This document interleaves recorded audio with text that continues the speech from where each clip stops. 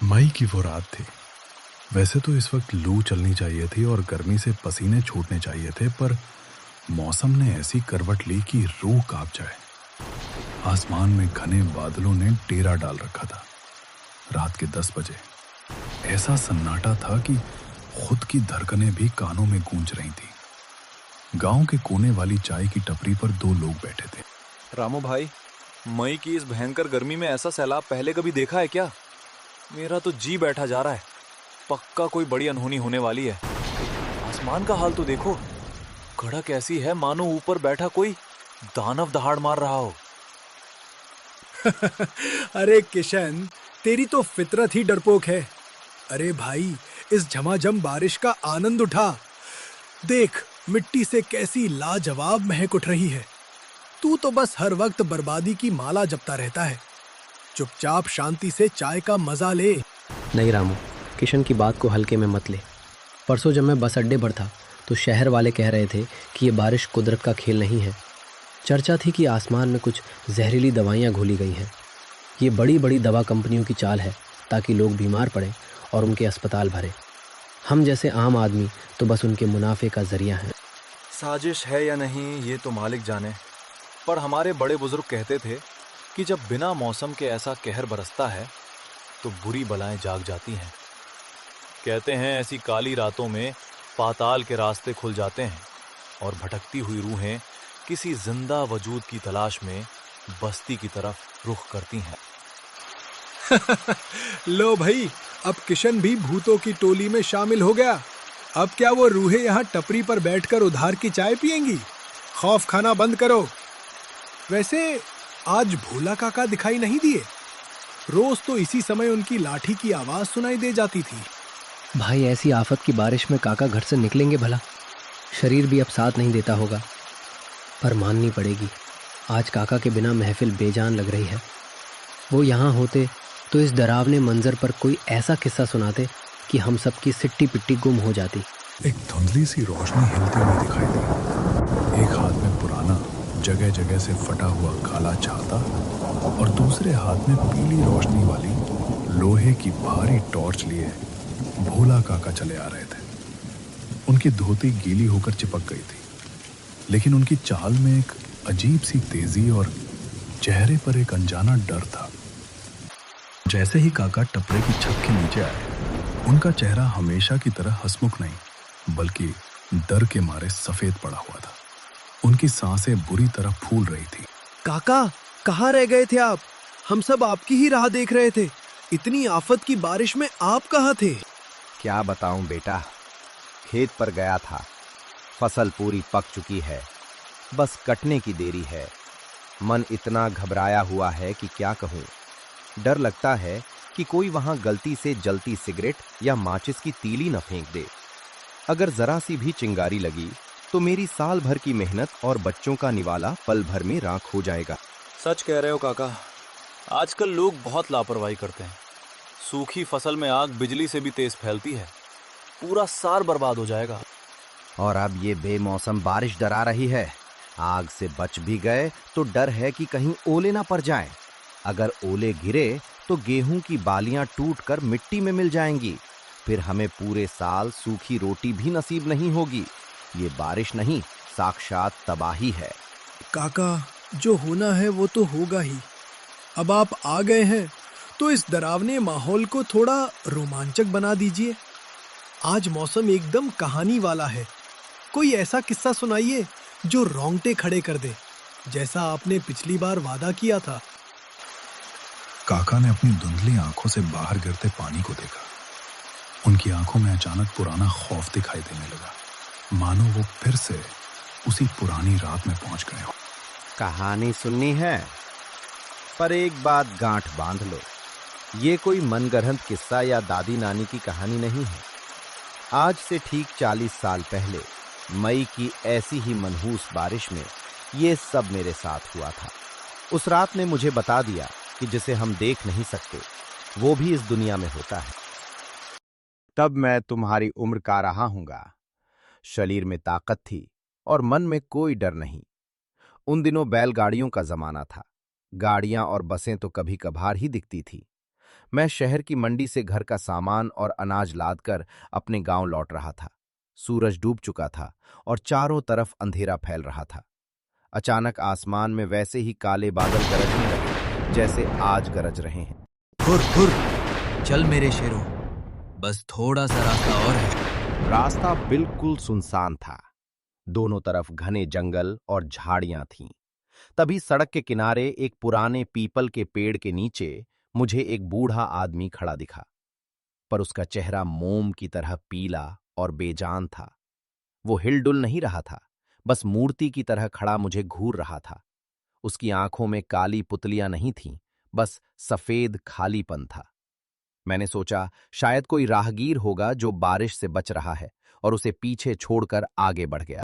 तभी बहुत तेज बारिश शुरू हो गई। बूंदें शरीर पर पत्थर की तरह लग रही थी और सुई की तरह चुभ रही थी। कोहरा इतना बढ़ गया कि सामने का रास्ता दिखना बंद हो गया।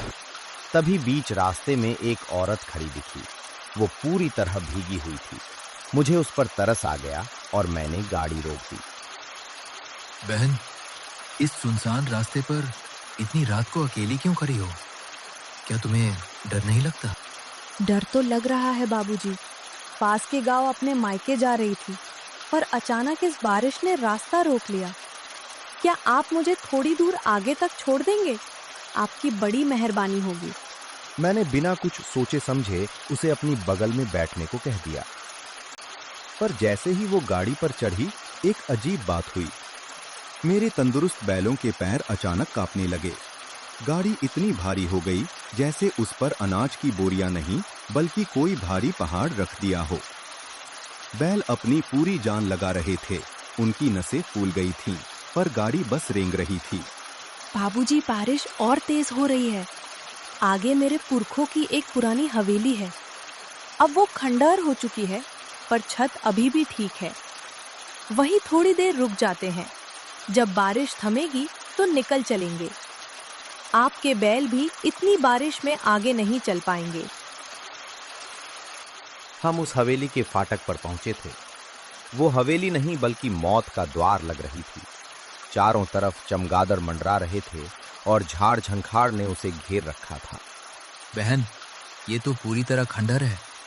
यहाँ कोई चिड़िया भी नहीं फटकती। यहाँ रुकना ठीक होगा? बस कुछ ही देर की बात है बाबूजी। आप बाहर रुकिए, मैं अंदर जाकर देखती हूँ। अगर कहीं कोई दिया या लालटेन मिल जाए। 5 मिनट बीते, 10 मिनट बीते, वो वापस नहीं आई। सन्नाटा इतना था कि मुझे अपने बैलों के दिल की धड़कन सुनाई दे रही थी।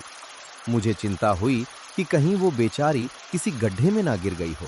मैं दबे पांव अपनी लाठी संभालते हुए अंदर गया। एक कोने वाले कमरे से हल्की पीली रोशनी छनकर आ रही थी।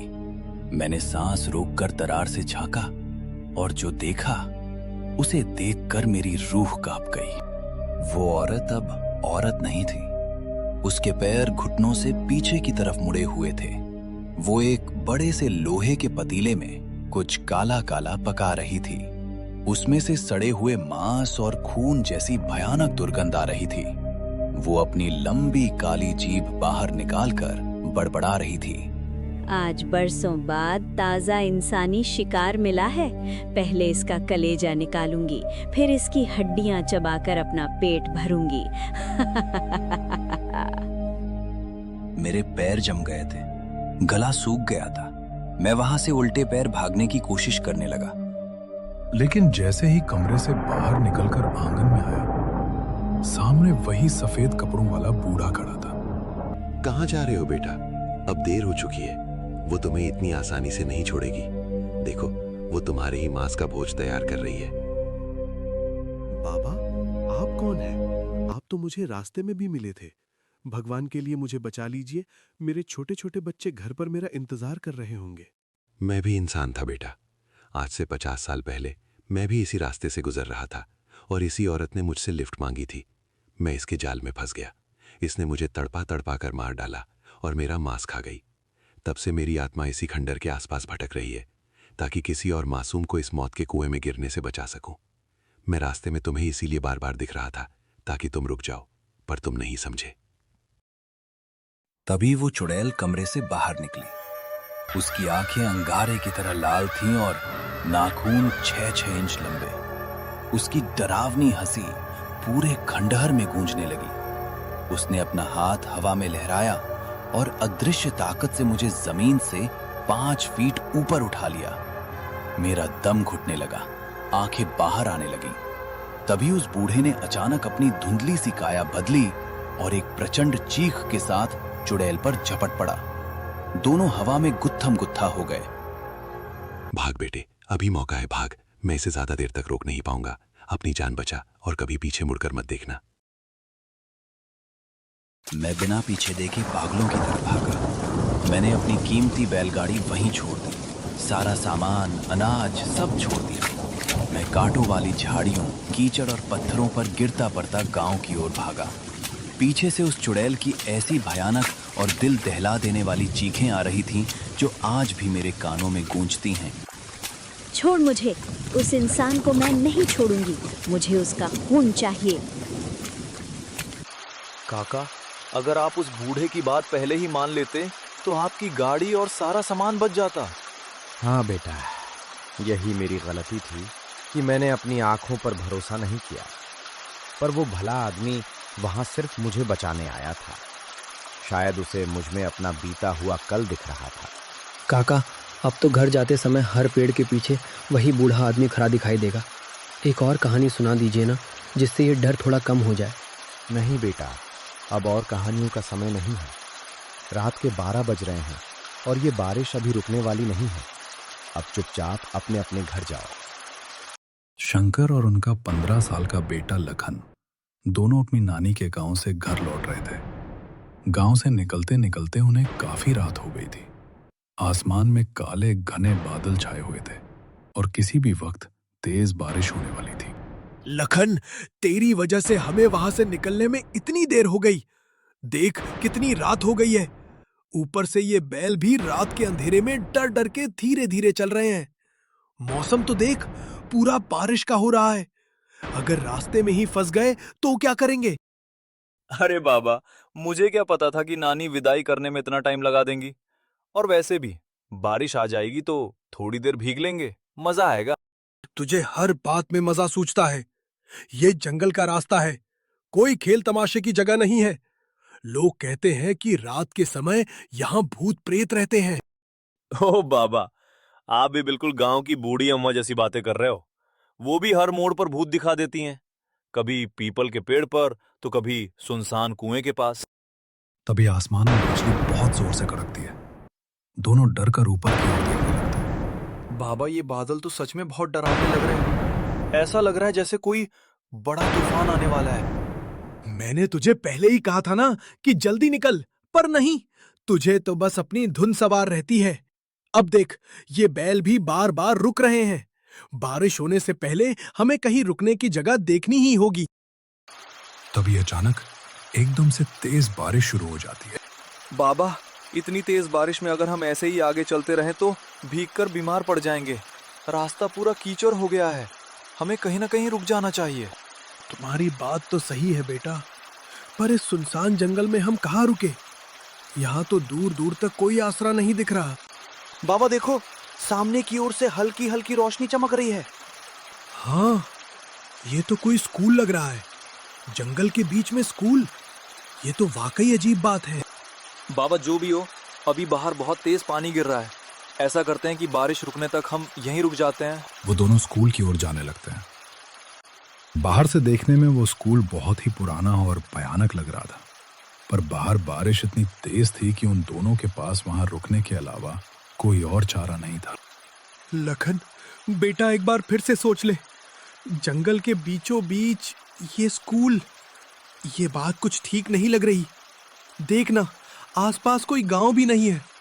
मुझे तो यहाँ बहुत अजीब लग रहा है। बाबा, आप तो हर वक्त बस शक ही करते रहते हो। कभी कहते हो जंगल ठीक नहीं, कभी कहते हो रास्ता खराब है। अरे इन पुरानी डरावनी कहानियों ने आपको इतना डरपोक बना दिया है कि आपको हर चीज में भूत दिखाई देता है। जरा सोचो, इतनी तेज बारिश में अगर हमें ये स्कूल ना मिला होता तो हम रात को कहाँ जाते?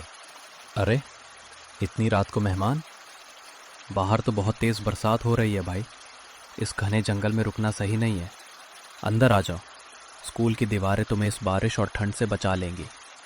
वैसे भी जो यहाँ एक बार आता है वो खाली हाथ कभी नहीं जाता।